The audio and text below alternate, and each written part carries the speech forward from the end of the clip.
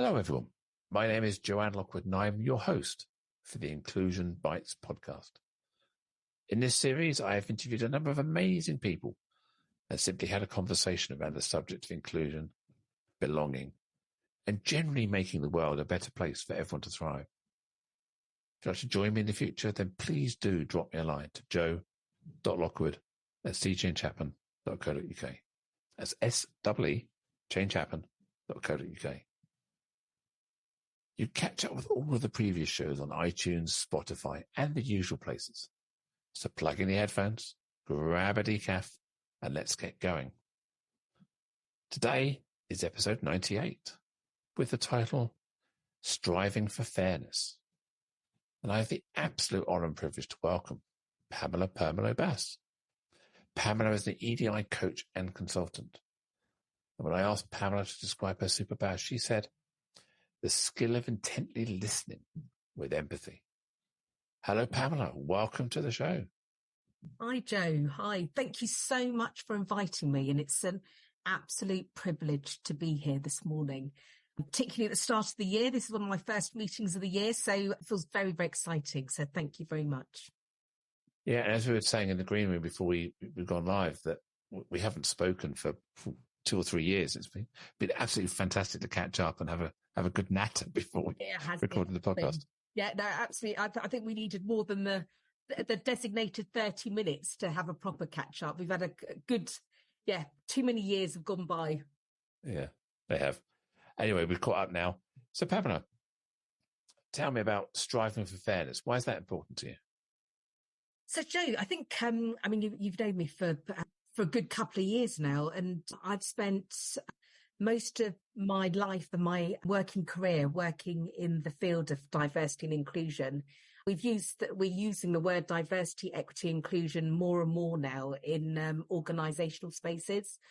But, 20, 30 years ago, it wasn't language that was used. And I like the word fairness because I think it really brings out what I've always strive to do on a daily basis, both in my work and in my personal life. And I think over the years, it's been great that more and more people and professionals are on board in the D&I space. So, fairness is I find sometimes it's a tough word because people want fairness, but they also want meritocracy. But they don't always balance the two out fairly. That's an oxymoron, I appreciate. People have their own perception of what fair means, don't they? Yeah, and I think it's quite a generic piece of language, fairness, because depending on your own experiences, whether it's cultural, societal, social, you'll have a different perspective of what fairness really means. But I think when we're using fairness in the world we're in right now in the UK, when we're looking at it from a UK perspective, I think we can link it to issues around socioeconomic status. We touched on privilege as a concept in the green room. And there's also aspects of fairness that really permeate in organisations, particularly organisations that are hierarchical. So I've spent about 15 years working in the NHS and more recently in substantive roles as a D&I director in the NHS with several community-based organisations. So the hierarchy within the NHS and how that plays out absolutely will have different experiences for different people in those different roles. Yeah, I use the FREEDA principles. I mean, for those of you who aren't aware of the FREEDA principles, FREEDA stands for fairness, respect, equity or equality, dignity, and autonomy. So I'm a great believer that fairness is utmost, because when we're dealing with people, you have to believe in the process. You have to have an element of trust. So I need to know that I can trust you to treat me fairly, because if I haven't got that trust in you, no matter what you say next, I will never believe you, or I won't have that psychological safety. I won't feel I can bring my whole self to work, whatever you mean by that. So fairness is very fundamental. I agree with you. And sometimes we end up battling each other's concept of fairness, don't we? Mm. And I think, you touched on trust. That too is so hugely important in relationships and within organizations. So, we've, most of you will know around issues around discrimination that organisations affect, and the NHS is no different to other organisations. So when we're thinking about actually who does speak up, who is listened to, how are things resolved and managed, having that trust in whether it's your line manager or whether it's the executive director or your CEO, that's really, really important to know that you are going to be listened to and you're going to be treated fairly. You're not going to be treated differently. You're not going to be treated differently because of your role or what you're raising or anything to do with a particular characteristic or your experience. So I think it's all hand in hand, isn't it? All of these different these key values that we have. Yeah, working in organisations such as the NHS, they're huge monoliths sometimes and made up of lots of disparate departments and different priorities, different care needs, different overheads. It must be really difficult to try and create change in a way that is meaningful because so many people have so many different views of what inclusion means. I was doing some work with, I think it was Morecambe Bay, that area there, and they were doing a huge project on sticky floor, where they recognised that a section of the demographic of their employee base were never promoted. They were never getting past entry-level positions. And the sticky floor was holding people back. And you could see quite clearly that people who were white escaped that lower tier, whereas people who are people of colour, low economic, socioeconomic status, even though they're perfectly qualified and able to do the role, for whatever reason, they didn't progress from the organisation in the same way. So it's about how do we create equity in the system to ensure we're amplifying people who are stuck or not seen or not viewed as capable for whatever reason. Yeah, and I think so. I've been working in organisations for so long now, and I remember when we first started looking at issues like that, your example of sticky floor issues, there was a lot of emphasis on individuals upskilling themselves, improving their CVs, getting better at interviews, etc., etc. And over time, it became more and more clear that it was to do with systemic structures within organisations. And that is still the place where I still sit, sort of professionally, in my views of fairness and where it should sit. Absolutely, individuals play a part, but they are not key in dismantling unfairness within organisations. It has to be an organisational, structural decision to actively do things differently.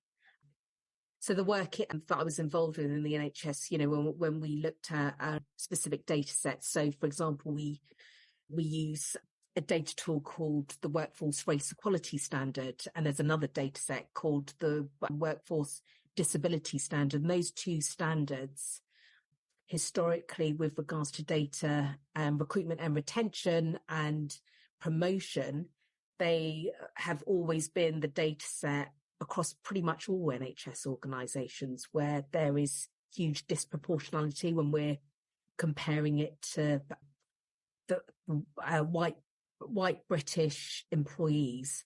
And even if you break it down to white British male employees or white British female employees, there's a huge disproportionality. So it's a good piece of data set to really evidence how unfairness plays out in organisations. Yeah, when I was listening to the stats, that I was a party to the presentation, I left the room with more questions than answers.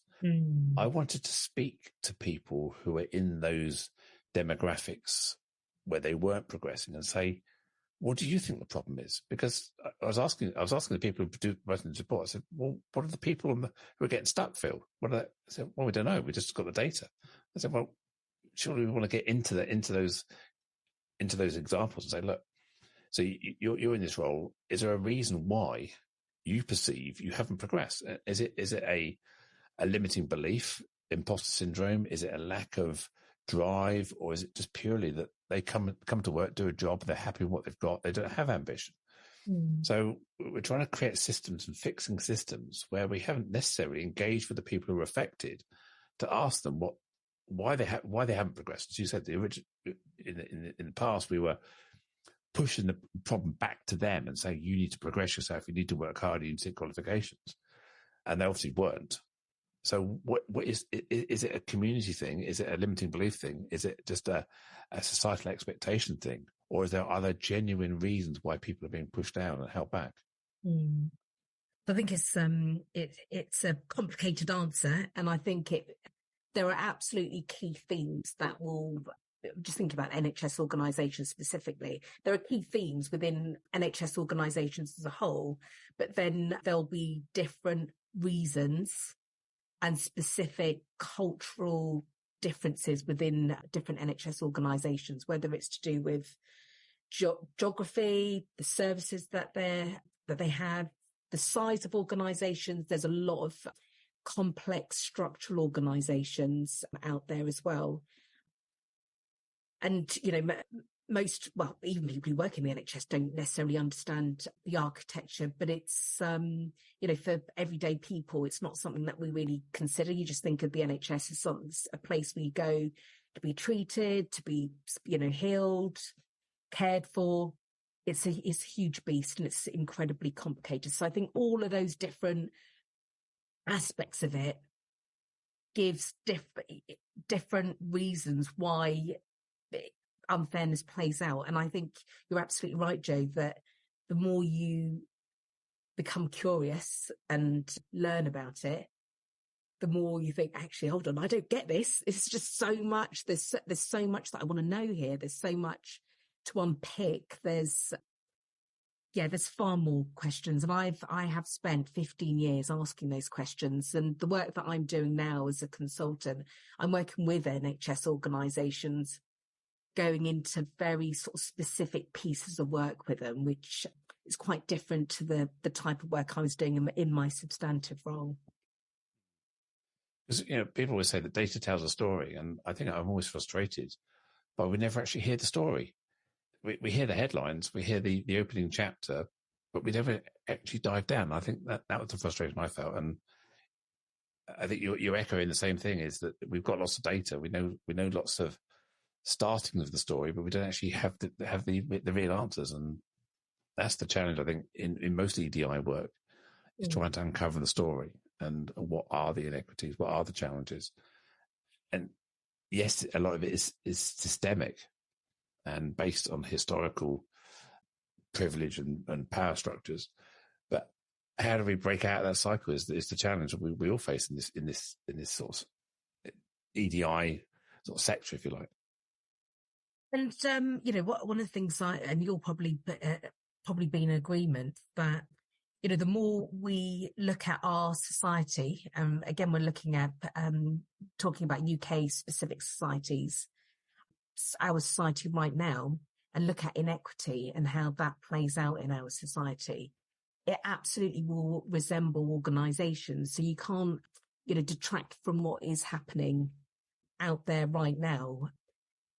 And I think that's hugely important to constantly remember that.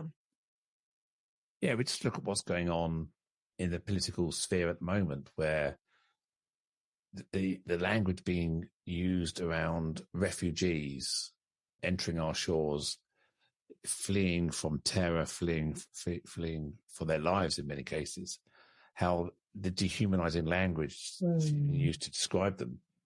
And then the government is looking to turn the boat around and ship them to Rwanda. And I don't want to have any I don't want to be guilty of having a bias against Rwanda. I don't know the country. I don't know the people. I think there's a kind of a political demonization of Rwanda as a country, saying it's third world. It can't be any good. We're dumping our rubbish somewhere. I think that could be disrespectful of a country. So I don't want to get into the debate whether Rwanda. It's just the language the government's using to sort of devalue these people and see them as not worthy of our support.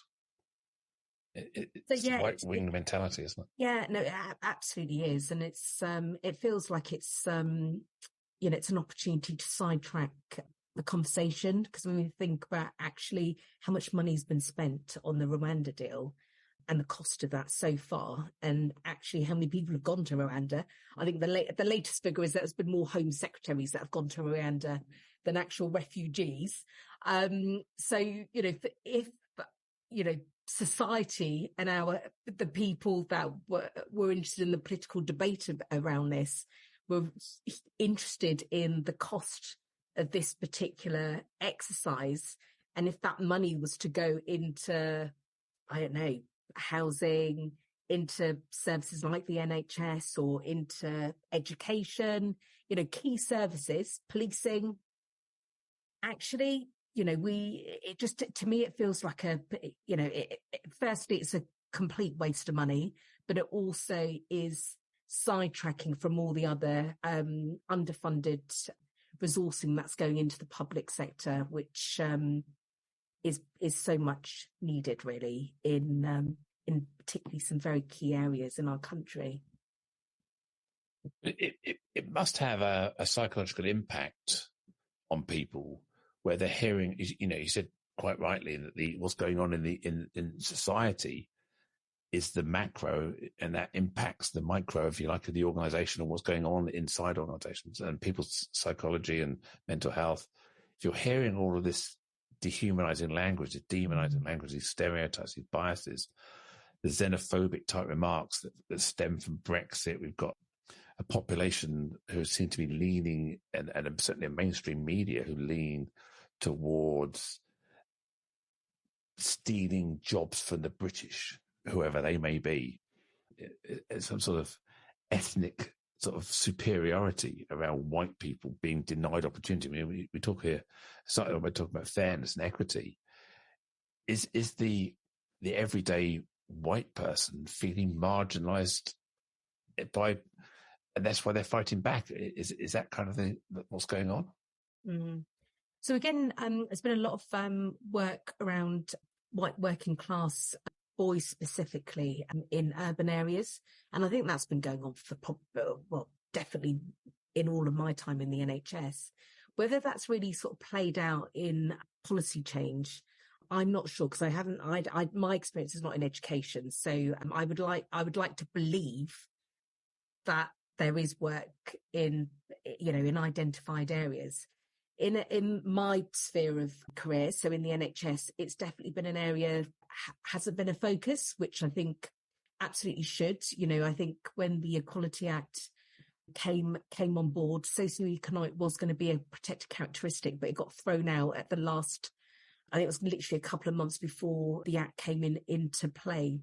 And I think if that was part of the work around diversity and inclusion and sort of baked into the sort of process, we would have absolutely looked at white working class boys. And I say boys, it's actually a specific group that's been identified.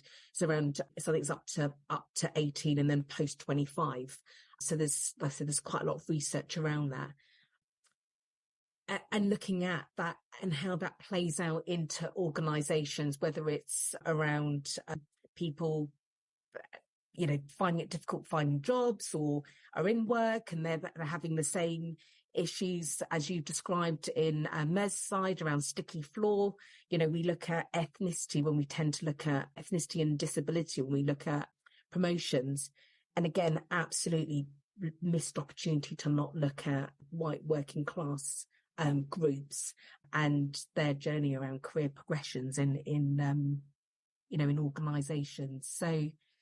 So yeah, I think it's an area that Yeah, it feels like it's on the sideline, really. I think people like us in this field of work, we're aware of it, but we don't get necessarily asked to do that work. Yeah. It's tough sometimes in the EDI space because by amplifying and giving equity to certain demographics, it almost feels like sometimes you're pulling other people back because that's the perception they have, even though equity is all about amplifying, not pulling other people back. So you're trying to bring people up to the same level rather than bring people down to your level. You always feel like you're losing something by somebody else getting more. Mm. And again, you know, organisations will resource different pieces of work, or there would be different pieces of work that are perceived as more important at that one time. So the balance has always been, when we're looking at D&I, is looking at all of the groups. So, you know, again, just sort of giving my example of the NHS, you know, one of the things I always looked at when I worked in organisations was the workforce demographics. So looking at workforce demographics, and then I looked at the census demographics and seeing how that married up. And most good organisations tended to marry up and be similar to their communities, because, you know, if it's similar to the community, it will be similar to the patient community, generally speaking. There's huge disparities in that. So again, it opens that space into understanding where the priorities are for those organisations. If their workforce is not reflective of their local community. Yeah, I was into work with some housing associations probably last year, the year before, where they were really struggling to find good people in their hourly paid roles, so care workers. And the analysis they did identified the fact that most of their care homes and service provision locations tended to be in affluent type neighborhoods and areas. And most of the people they wanted to attract to work in those places were some many miles away, right, where they lived. And the transport links between where people were living and their target demographic for people to recruit, the transport links were poor or expensive. So people who they wanted to attract couldn't actually afford time and money to come to work at that location when they're being paid minimum wage or living wage. So they identified the fact they needed to put on a kind of a staff bus, collect people in the mornings, bus people in, because that way, that equity, if you like, would relieve it. But it was, as you're saying there, it's important to look at your demographic of your territory, your locale, and then lay on top of that the demographic of your staff and the people you serve, and make sure there's an alignment there. Otherwise, you find a disconnect, and the people you want to work in an organisation can't afford to work there because there's no way getting to work every day. Well, I think that example is a great one because, you know, public transport's expensive now. So if people are on minimum wage and then they're going to have to fork out for the transport cost to get to and from work, where if they can get a job much closer to where they live, yeah. You know, these are the sort of things that organisations need to consider when they're thinking about, you know, who they want to work in their organisation. There's so many nuances, isn't there? So, and not really understanding those types of things, you know, with regards to the areas that you're serving. I just don't think organisations necessarily have the chance to really think through all of this first. It tends to be something that they'll think about afterwards when they think, oh, well, actually, hold on a minute, you know, we can't get anybody, or we're only, in that particular example, it could be only middle-class affluent people are applying for work here, or they're volunteering because they don't have the money. So the people who you want to apply aren't applying because it's too expensive to work there, and the people who would be able to get there easily wouldn't want a job because it's low-paid work, and they don't see that as something suitable for them. It's asking, again, get to the data and asking the questions. Why aren't these people applying? And what's the barriers? Because we can also look into the nature of people who are in that demographic where they are taking hourly paid, low paid work, unskilled or partially skilled work. They probably have childcare. They have care responsibilities. They have multiple challenges around that. They're maybe the single parent, maybe they're in a dysfunctional family. There's a whole load of issues that are going on that whilst they'd love a great job, they just physically actually can't engage with it because it just doesn't work for them. Mm. And I think we need to look at those sort of ways of, we talk about equity a lot. How do we bring equity into not just the recruitment process, but also the employment process? And how do we look at those challenges? Because I think also, I'm sure the NHS have this view as well, is that we have a social responsibility to get people into work and to get people into good work, reliable work, and to make people or allow people to be productive in society. So I think all organisations, no matter if you're in commercial or public sector, you have a responsibility to make sure you are providing work for the community as well as drive profit for shareholders. So I think we touched on travel in the green room and your train journey, and it really, your example of people having to physically get to work is something that I don't think we spend a huge amount of time really considering. And I know in the pandemic, when everyone was working at home, there were lots of groups of people that I remember talking to that for some of them, it was a huge benefit working at home. And again, people who identified with particular characteristics. So women with young children at home. So that flexibility of either looking after children or dropping children off at nursery or school, particularly when the schools were opened. So things like this, where it becomes really important for working women, actually commuting and physically getting to work and back is an extra layer on someone's day. So if they're able to work from home and they've got that capacity to do that, why, if they have to commute into London, which is like, I don't know, where we're all based in Hampshire, it's like an hour and a half, 2 hours. So why would they do that if they could work from home and pretty much do exactly the same as what they're doing if they're in London? So I think that whole thing around commuting and what your workforce looks like and how you retain your workforce. So it's one step back. How you enable diversity within your workforce, but also how you retain your workforce. I think they're all significant questions to ask around how we work.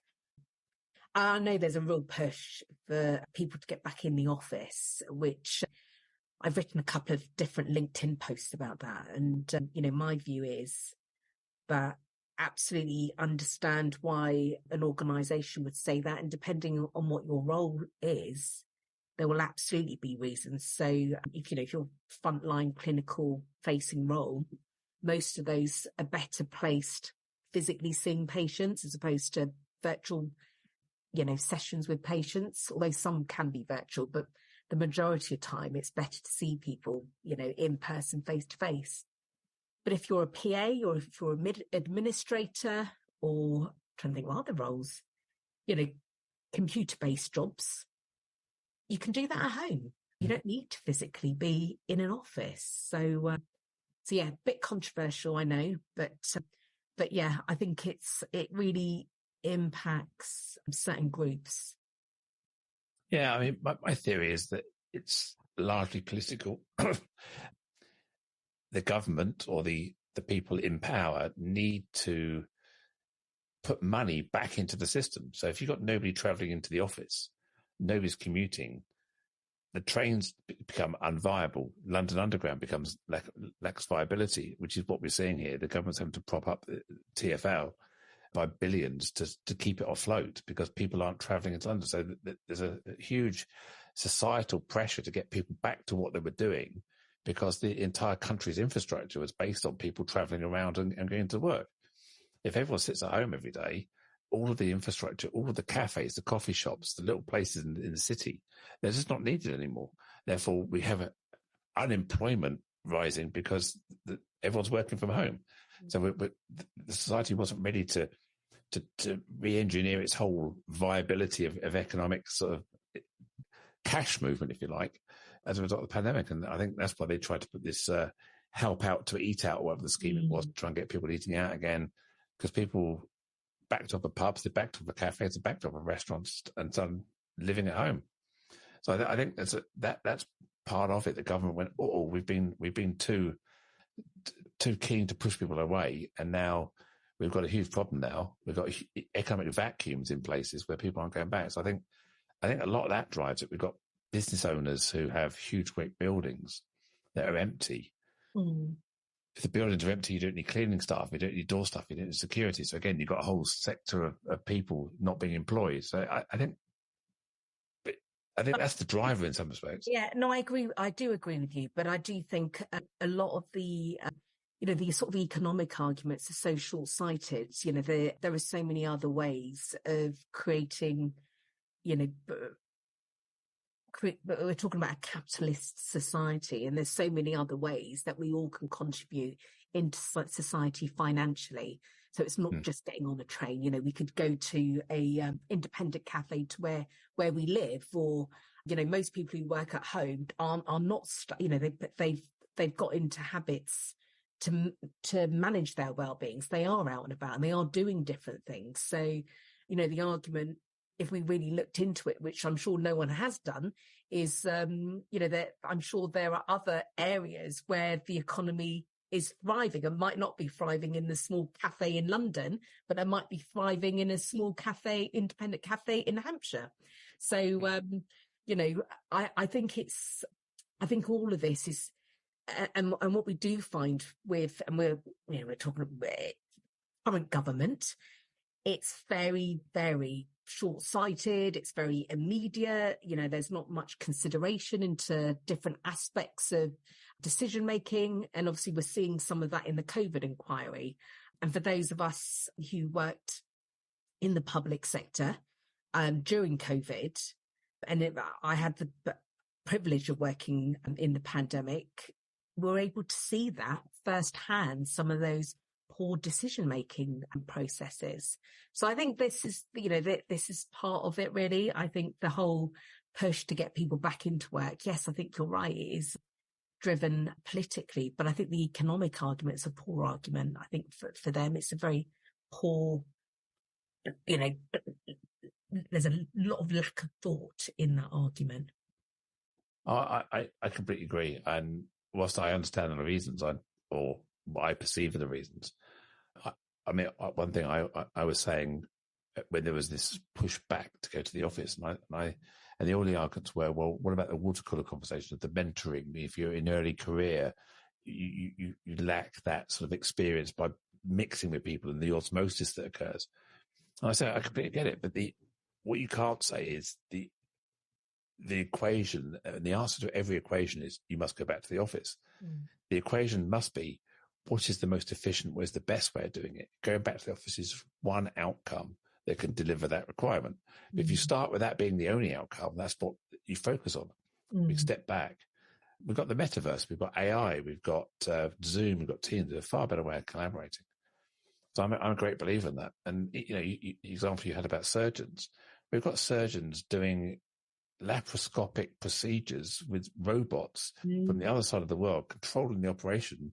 Because when they're actually in the operating theatre, and this is my lay appreciation of what I see on telly, that they're looking at a computer screen and they're controlling things with robot arms and doing the work that way. They don't actually need to be in the same room, in the same country, in the same time zone. Yeah. So if a doctor can do that, dentists can do that, everybody can do that. It's just about evolving our communication skills. Yeah. And the other thing I used to say is, people used to say, well, it's about our culture. We need our culture, people to come in and feel like experience it. And I used to say, well, actually, I want my culture like my pension. I can take it with me when I go to another organization. So what I can have is I can build my own home life culture around my family, around my community, around my own gym and my own coffee shop. And I can consume my culture and the way I want it. And I can just pick and choose whichever company I want to work for, wherever they may be. And I don't have to leave my culture behind. But what you want me to do is rip my life out of my family, travel for 2.5 hours each way, 5 hours a day to experience your culture when I've got a perfectly good one I could be investing in at home. So that's my argument around this culture thing. Let me have it like my pension. I can take it with me. No, I like that. I like that analogy. Yeah, but that seems to be the argument. It's like, no, but you're a solopreneur. You work from home. Largely, I'm a solopreneur. I largely work from home. It's probably 80-20, 90-10 sometimes. 10% in the office, 10% with clients. I know I could work perfectly productively, and I think it's almost insulting to people to say you're not as productive remotely. It's an insult. People are. I find that very insulting. Although I think I would say, for you and I, we're at different stages of our careers. So I think for those at the early stages of their careers, I think it's really a mid-career as well. I say early stages of mid-career. I think it's really important to not necessarily be in an office. I think to be engaging on as many different ways as possible to learn from others. So, in thinking about, that whole mentoring experience and how you can see leadership, particularly if you're, career driven. I think that's really important to explore as many different ways. So if you're just working at home, mainly, I absolutely wouldn't, I don't think that's good. I think you do a combo of lots of different things, whether it's an in-person conference a couple of times a year, going to some workshops or, catch ups with coffees. Doesn't necessarily mean you have to be in the office every day, but I think having a mixture. But yeah, people like us, Joe, we're sort of well versed at what we should be doing with our work. So, all of these tools we've acquired, haven't we? So we know when to go and meet somebody in person or when to attend an event or go to something. So again, acquiring that skill with our experience, I think, we're at a different stage and we can make different choices. Yeah. Oh, I completely agree. And yeah, there were times in my career when I needed people around me. I needed to learn. I needed to be mentored. I needed to pick up stuff. And the osmosis was necessary. You're completely right. And I'm not negating that need. And we also have to remember that I think 60% of the workforce, if not more, do roles where you have to physically touch something. So assembly work, manufacturing, hospitality, production lines, all these kind of people, you can't at the moment do those remotely, even with computer. There's no, largely not computer controlled remotely. So we have to recognize there is an inequity here of the ones who can and the ones who cannot. So I think there's also the in it together type mentality, whereas if you've got half the office who have to be there for various reasons, then it's only fair that everybody should kind of be there as well. So all together. So I didn't get the kind of socioeconomic and the needs for us as humans to get together and collaborate and be together. So I do get it. I find it, I don't know about you, but I hate stereotypes. I hate big blanket assumptions and decisions, thou all shalt because thou shalt sort of thing, without the granularity and being person-centric. And you work at the NHS, and being person-centric is so important, because if you start to generalize, you make poor decisions because every person is different. And looking at the needs of individuals should be a corporate responsibility. Yeah, no, and there's so many different, I think there are so many different sort of work cultures that don't take into account all the nuances of individuals. So as you were talking, I was recalling an example, and it wasn't even that long ago. It was probably, 6 years ago, 7 years ago. I was working for a company in central London, so commuting in and out of London. And on a Friday night, there was a cocktail bar opposite the offices. And that's what they did. Friday night, cocktails. And most people stayed until, early hours. And it was, obviously social time. And it was a given that you go to these cocktails. And if you didn't, it's, you're not going to the cocktails. So again, that sounds great if you like cocktails. But say, you don't drink alcohol. Are there mocktails there? What about you don't want to be in those types of environments, sort of for religious reasons or cultural reasons? no, nothing there for any difference. What about if you've got a family, you need to get back for them? Again, nothing about the family. What about, I know, disability? You need to, the public transport that you need to get on, but at 2:00 in the morning is not running. Again, nothing. So it's, it sounds, cocktails on a Friday sounds lovely, but actually when you're thinking about, is it right for everybody? Probably not. And there are lots of different reasons why it's not right for everybody. I gave up drinking, I think 723 days ago, thereabouts. It was January a couple of years ago, I gave up. And you suddenly realize how much the world is orientated around a social that involves alcohol. Mm. And I find it incredible. I never, we talk about privilege, but you don't realize the water you swim in until you're not in that water anymore. Then you suddenly step out and go, wow, hang on a minute. I now see this. And as a non-drinker, I've now woken up to how much of our society revolves around a drink somewhere. Mm. Even in cultural conversations, let's go for a beer one night. Let's go for a glass of wine. I don't drink. And they say, well, we can come along and have a lemonade. Well, why do I want to go to a pub where everyone's drinking and have a lemonade? Why can't we go to Costa or have a coffee, nice coffee somewhere? Yeah, but we want to go for a drink.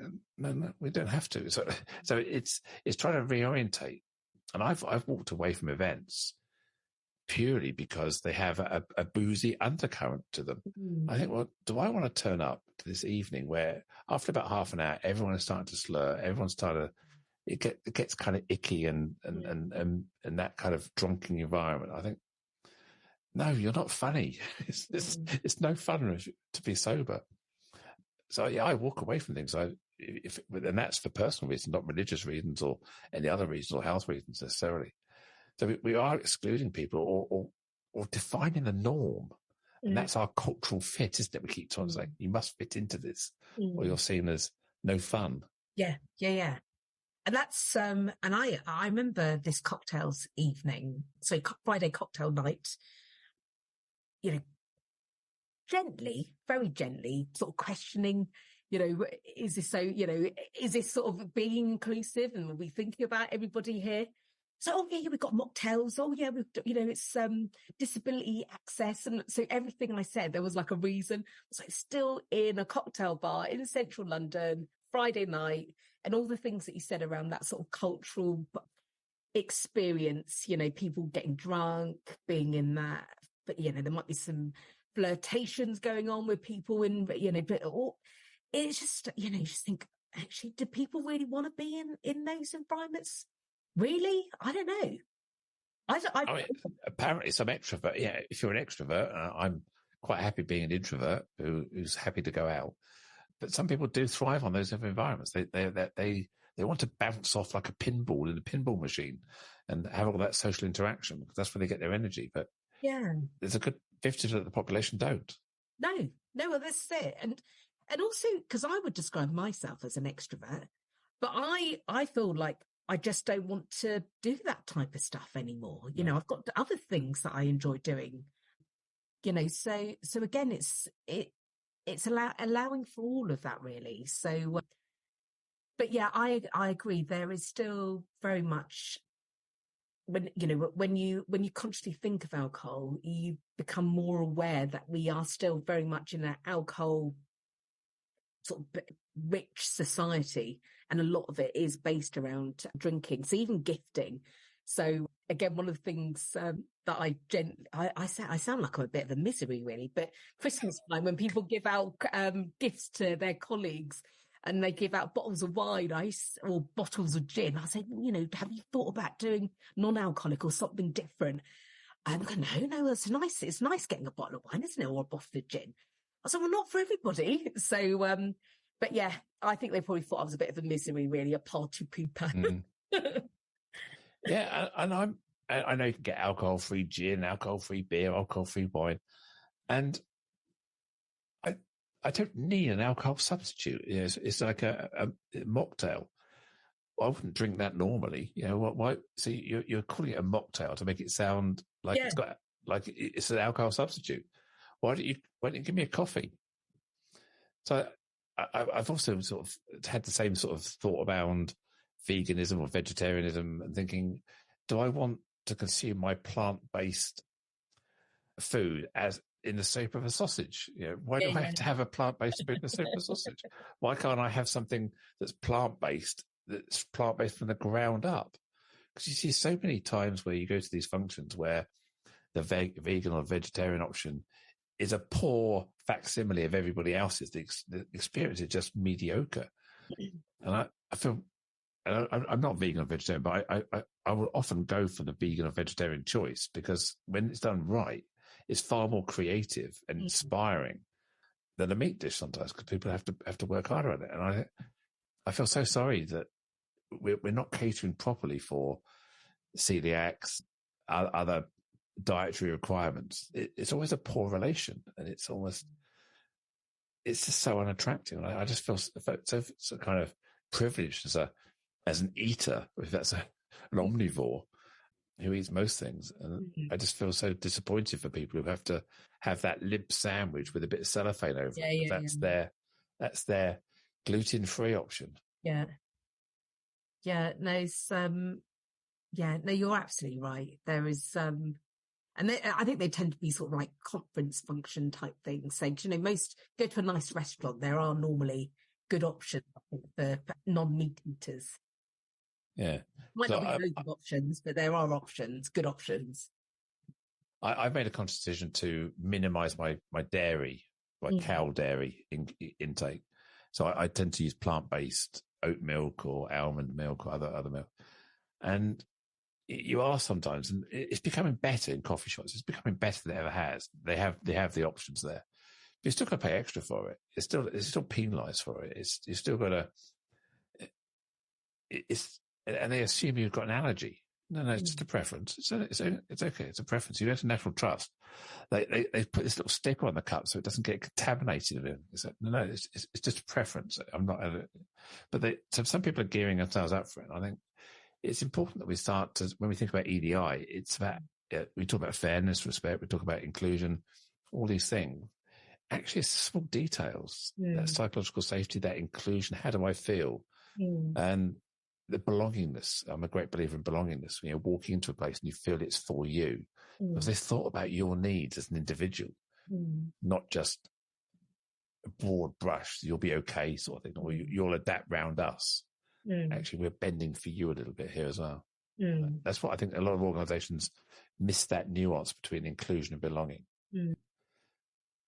I think there's an attempt, isn't there? There's an absolute attempt to get that, but it's so variable in organisations, and I think it's variable on lots of different levels. So some, there will be organisations in some areas they're excelling, they're doing really, really well, and everyone feels great. There might be other functions or departments or even customer-facing services where it isn't. So it's so variable. There still is that lack of consistency. And I think that's probably an area where probably needs the most impetus is the consistency in that, how people feel in environments and organisations. There's a book or there's a well-known story based on airlines, and it's the coffee stain on the tray table. So if you get onto an airplane and you pull the tray table down, there's a coffee stain, the coffee ring on the tray table. What does that say to you? If they can't clean the tray, do they service the engines? Do they do the flight check? Do they do this? So sometimes when you're looking at these small little details, you think, well, it's only a coffee stain. Actually, it shows the systemic process and thinking of the organisation. They don't care about the hygiene level right at that beginning. So what does it say about the rest of the process? And I think EDI is like that for me. If you're not showing equity, focusing on belongingness around in a person-centric way for everybody, then that shows it's tokenistic, or it's you're not following through to every detail in your systems. So it's that coffee stain on the tray table is the indicator of how much you care about people. And I think that's what I want to see in organisations, is that deep, really real care about how your experience of working here or being a customer or being a service user or being whatever it may be. And that's the fairness and inclusion, the belonging element for me. Mm. Yeah. And I was just thinking about my experience in the NHS and the clients that I work with. I think to have that level of detail and nuance is absolutely aspirational for most organisations, because it's, there's so much other work to do. Need to make sure that just think about that airline analogy, to make sure that the customers, the passengers on the previous flight are off the flight. It's that type of stuff that needs to happen first before we get to the cleaning up bit. There's so much other work to do. Oh yeah, no, completely. It's interesting when you start thinking about that coffee stain, and when you look around the world and see it. You walk into a restaurant and every free table has got dirty trays on it. So they're too busy servicing new people, and then there's no capacity for them to sit. And you think you've got to try and balance your front, your back, your middle.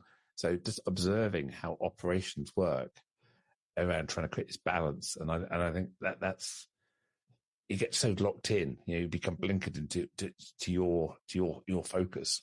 You often don't step back and sort of look at the other systems as well. So, and I think that part of it is really hard for people when they're in organisations to take that step back and see what else is going on, because you're immersed in what you're doing, and by no sort of reason at all regarding yourself, we could use the word unconscious bias or all the other aspects of the EDI language. If you're so immersed in what you're doing and it's impossible to step away, it's very hard for people to really sort of think about what else is going on. Yeah, it is. We were chatting just before we went on. I noticed in the show notes that you put in, you're a Bregman fan, and you mentioned Humankind, and I'm also a fan of his other book, Utopia for Realists. There's some really great stuff that comes out of that. The thing that I always remember from Utopia for Realists is thought about universal basic income, UBI, and how this perception that poor people can't be trusted with money. Yes. That's why they're poor. Actually, when you look at people who have less money, they're more diligent and focused on budgeting and careful. A person who's wealthy will squander more money than someone who is not wealthy ever does in their entire life in an hour, sort of thing. So, and it was all about this example where if you gave people an underlying basic income, it would allow them to escape the sticky floor, which we talked about earlier. And then once you elevate yourself up Maslow's triangle, you stop having to worry about your house and your food and what's happening today. You can think about next week. When you can think about next week, you start thinking about next month. Once you start planning, you then have agency and power over self. Otherwise, you're just reactive. And the whole concept behind his first book was really inspiring to me. Yeah, and I think I'd recommend anyone who listens to us on this podcast to read any of his books or even connect to them on LinkedIn, because he writes some really interesting posts and links history to sort of current perspectives of societies, and he looks at all different types of societies across the world, which I think is hugely fascinating.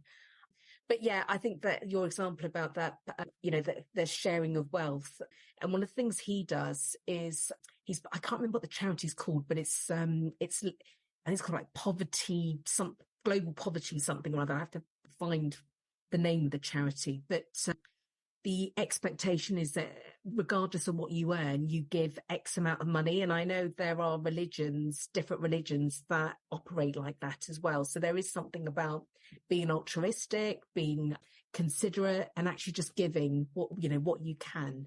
And so he I can't remember if it's 10% or 20% of his income is given away, and that's it. So he'll just live off whatever he has. And there, I think ultimately one of the things that resonated with his writing and my interests was around striving for a fair, equal society where hierarchy. I mean, I think but he talks about utopia. So it absolutely is a utopic view where there is no hierarchy, there is no socioeconomic groups, there is no class. We all have the same. We all have the same money.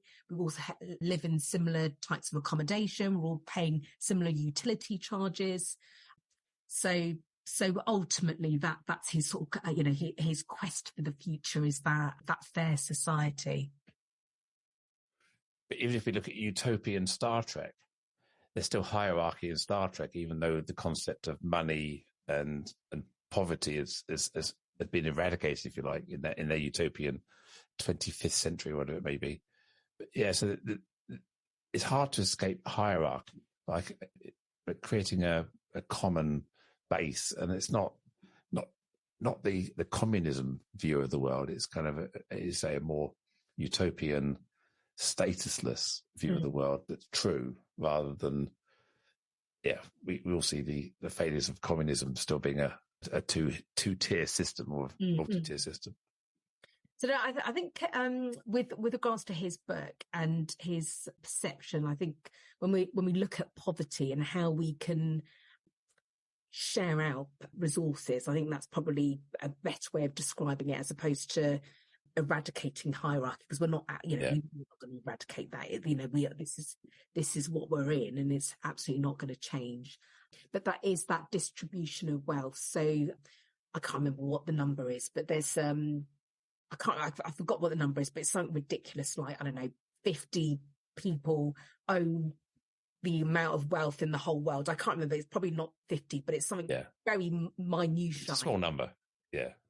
And so when we think about actually the billionaires and where the wealth is distributed, it's that distribution of wealth and how that impacts people who are on the breadline, who are struggling. And there are far more people like that than the people who are the billionaires and the highly wealthy. So it's something around distributing wealth, not completely so that everyone has exactly the same, because like I said, that's not going to happen. We know that. But right now we can absolutely give as much as we can, really, for those who have got some level of, additional income. And that takes us back to the opening, which was striving for fairness. And that's really the crux of what you're saying there is trying to create a fair and equitable society. And that's something we should all be mindful and strive for. I believe so. And I have been living like this for a long time. So, and I'll still continue to be like this. Fabulous. Thanks, Pamela. It's been amazing catching up with you again.